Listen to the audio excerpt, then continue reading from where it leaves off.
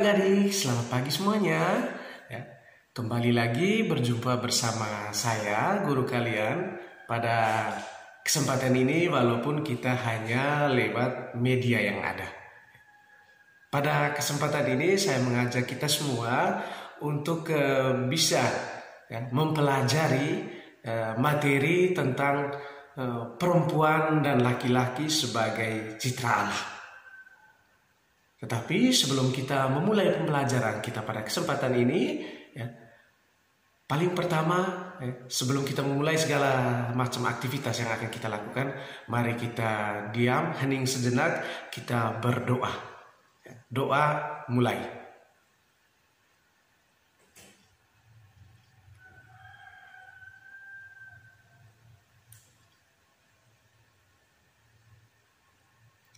Doa selesai.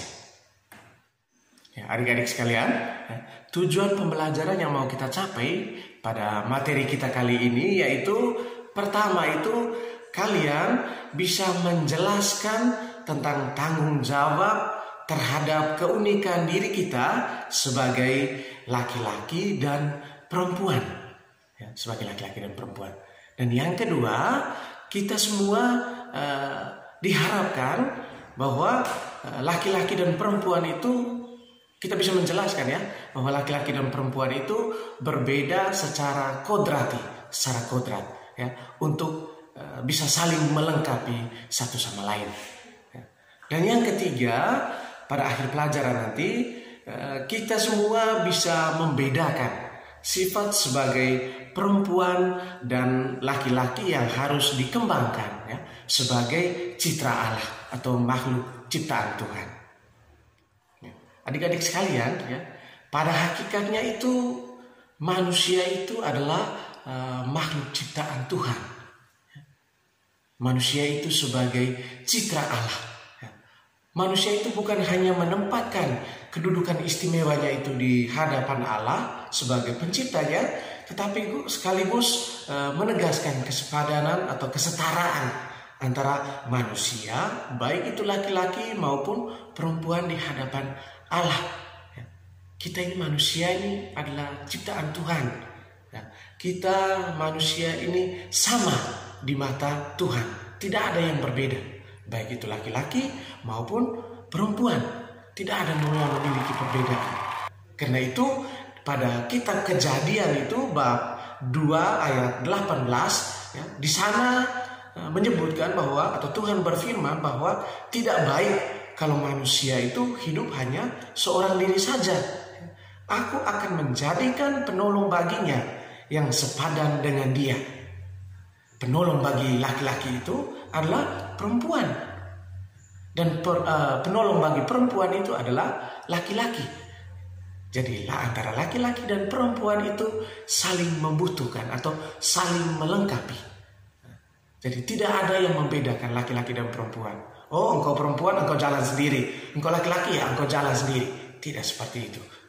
Antara laki-laki dan perempuan itu kita saling melengkapi, saling membutuhkan satu sama lain. Adik-adik sekalian, yang menyebabkan perbedaan antara laki-laki dan perempuan itu hanya karena pandangan kita saja. Hanya karena pemikiran kita. Kalau saya boleh mengambil contoh bahwa pada zaman dahulu itu perempuan umumnya itu berambut panjang, sedangkan laki-laki itu rambutnya itu pendek. Dan hal itu menunjukkan bahwa laki-laki dan perempuan itu yang didasarkan pada satu kebiasaan atau adat budaya semata. Tetapi kalau kita melihat pada zaman sekarang ini, antara laki-laki dan perempuan itu sudah tidak bisa kita bedakan. Misalnya laki-laki sekarang sudah lepas rambutnya panjang. Ada yang perempuan yang guntingnya botak. Ada yang guntingnya jabrik. Jadi itu sekarang. Dan juga dari segi profesinya. Profesi. Jadi antara laki-laki dan perempuan sekarang sudah tidak ada lagi perbedaan. Perempuan bisa menjadi seorang sopir. Perempuan juga bisa menjadi tukang. Laki-laki bisa menjadi seorang koki atau yang itu kamu bisa lihat di RCTI itu ada bilang Master Chef Indonesia. orang yang suka memasak. Itu sudah tidak ada perbedaan lagi. Dulu kita bilang, oh perempuan engkau di belakang, laki-laki ya duduk depan, santai ya, lipat tangan, pangku kaki, nonton TV, isap rokok. Tapi sekarang sudah tidak lagi.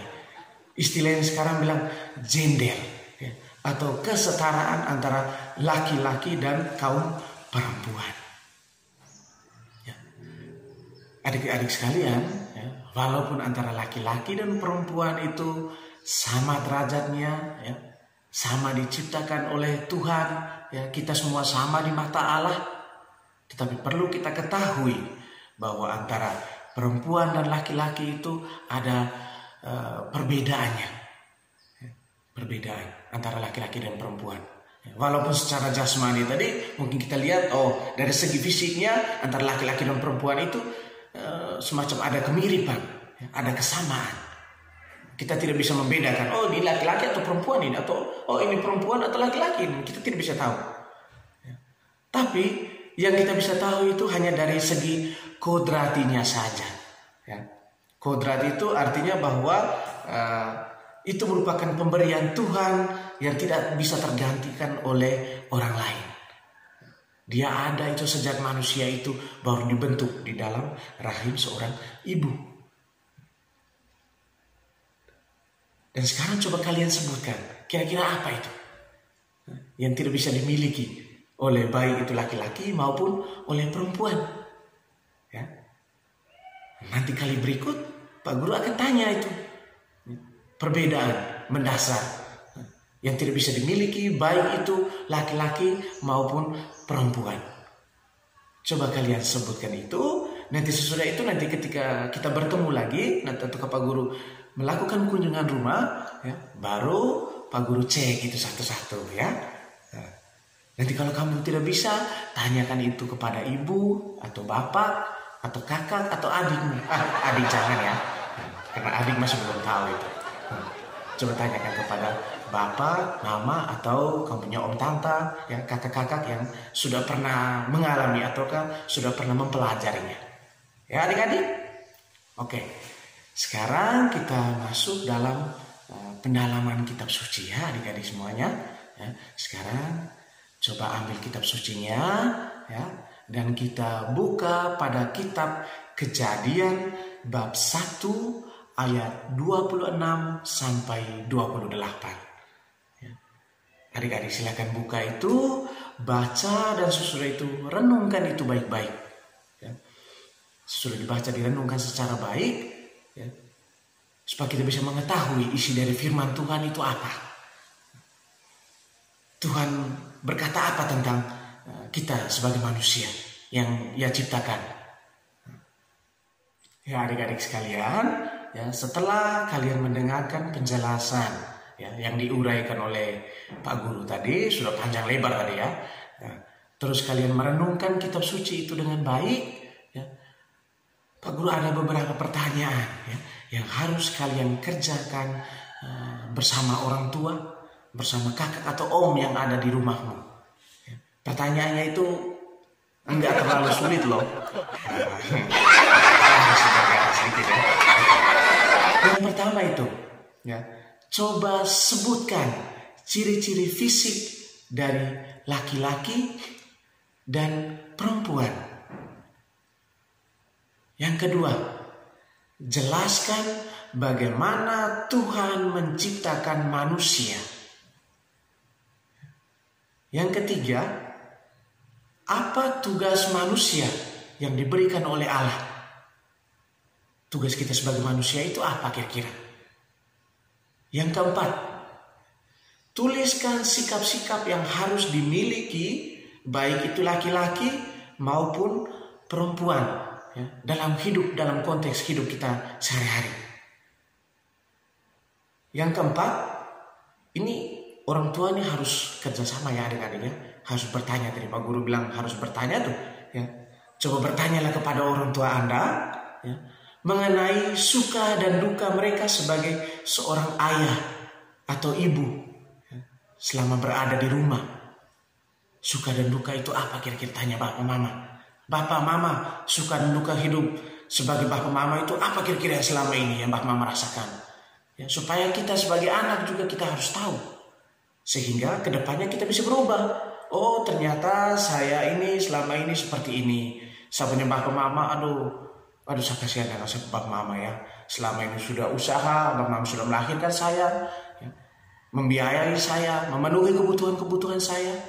Ternyata suka dan duka hidup yang mereka alami seperti ini. Jadi saya ya harus mempunyai niat, mempunyai tekad untuk bisa berubah.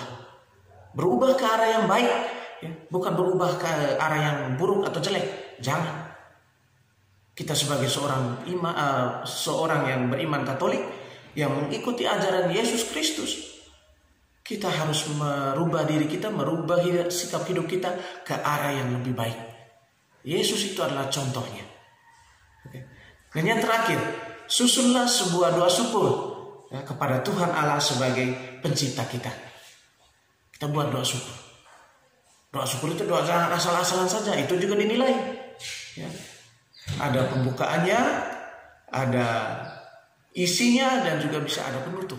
Adik-adik sekalian, sampai di sini dulu ya perjumpaan kita lewat media ini. Nanti kita akan lanjutkan lagi dengan materi yang berikutnya.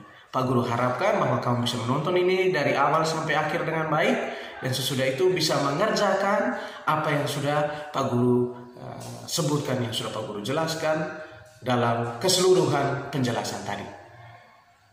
Nanti kita bertemu lagi di lain kesempatan. Dadah.